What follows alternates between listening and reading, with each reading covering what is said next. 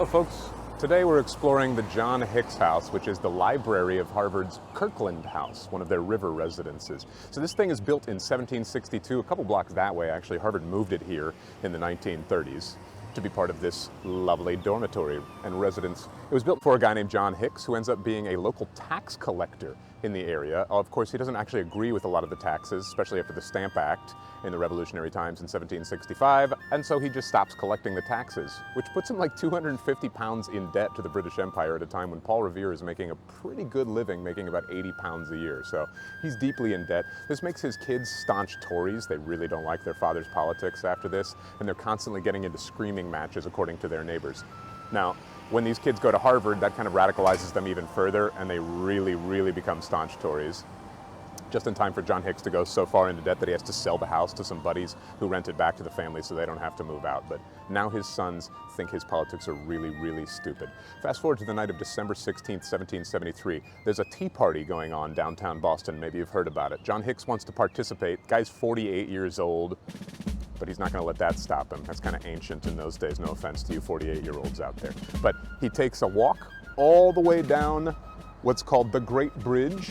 He's going to go through Brookline, up Roxbury, through the Boston mudflats, and there he is 8 miles later in the Boston Harbor. It takes quite some time. He also doesn't want his Tory kids to know where he's going, so according to family legend, he tied a bedsheet around the post of his bed and lowered himself out a second-story window so that his kids wouldn't hear. I love this idea of the prison break thing happening. He traipses those 8 miles, dumps 340 crates of tea into the harbor, and I don't know how much you know about the Boston Tea Party, but it's enough tea that it will kill all the fish for like 6 weeks, turns the whole thing into a giant teapot. I don't know if it was the flakes of tea clogging the gills of the fish, or it was the caffeine that made them like, "Ooh," and then died.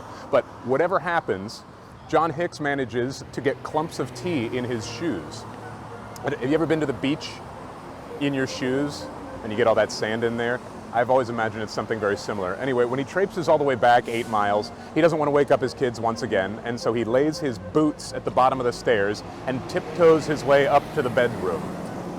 Now, this is all according to family legend, but according to family legend, he wakes up the next day with his wife over him holding the boots, and she's like, "Where were you last night, Father?" And he says, I was right here, Mother. And she says, "No, you weren't. I found your boots at the bottom of the stairs. Where on earth were you?" And begins to shake the boots at him forcefully, at which point some tea leaves fall out of it and trickle down to the sheets. They both look with a pregnant pause at these tea leaves, and she goes, "Oh, thank God. I thought you were out with some other woman," right? I don't know if any of that's true or not. The part that I think is wonderful after that is that then he's got to confront his children at breakfast. Now, at breakfast, he goes down and his kids say, "We just heard a bunch of screaming happening. What the heck was happening with you and Mom upstairs?" And he says, "Well, boys, I'll tell you, I was out with my mistress last night." And they say, "Oh, thank God, we thought you were at that awful tea party." We don't know anything that actually happened in that house. What I can tell you is that in 1775, when the Committee of Safety sends Paul Revere and William Dawes flying up this road, warning everybody that the regulars are out, John Hicks doesn't wake up.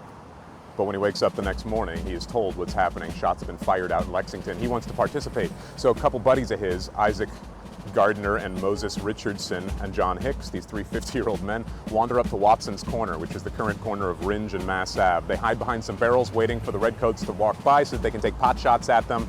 And unfortunately for them, there are these flanks for the British column that ambush and surprise them. John Hicks is found by his 14-year-old son with a bullet in his heart, but a smile on his face because he died doing what he wanted to.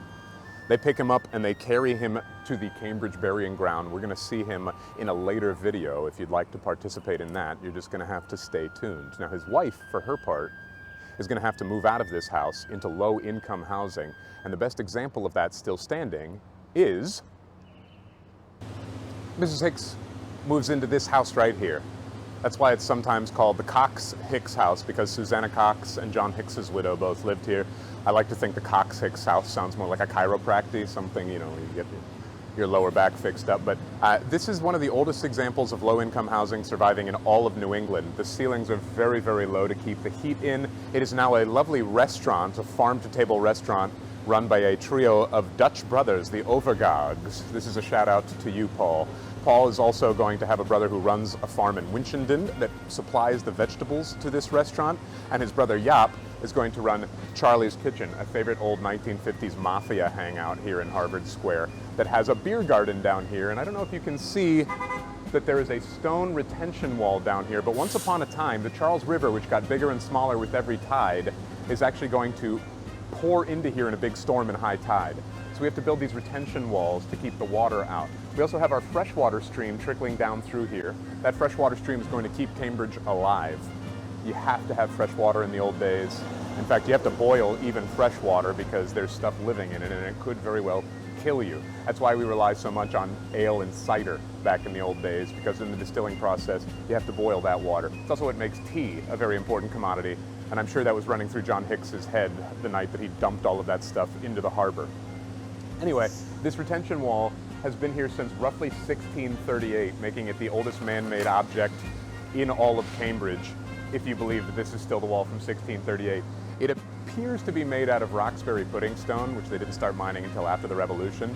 So it's possible that that's a little bit of an exaggeration on former historians around here, but we do know that from about 1806, the Red House back here was one of the oldest examples of low-income housing. Real quick, back to John Hicks House for a more modern story. In 2006, in February, there's a valet who's trying to make that left-hand turn, and anybody who's ever driven in Boston knows you have to speed up as fast as you can at a yellow light. And this guy comes whipping around this, does not hit the brakes in time, and goes flying into Kirkland House's library, the John Hicks House, destroying a good chunk of the wall. There are 2 students who were studying for finals in there at the time. I'm sure they were very surprised to have their finals interrupted by a Mazda 3, but that's what happens. This is the moment when apparently the ghost of John Hicks, which had been spotted in this library several times, ceases to make his return. He's been released. So, at least according to legend, I like to think of this as this. Harvard's founded in the year 1636. That house is built in 1762. This place is so stinking old that even our ghosts are moving on.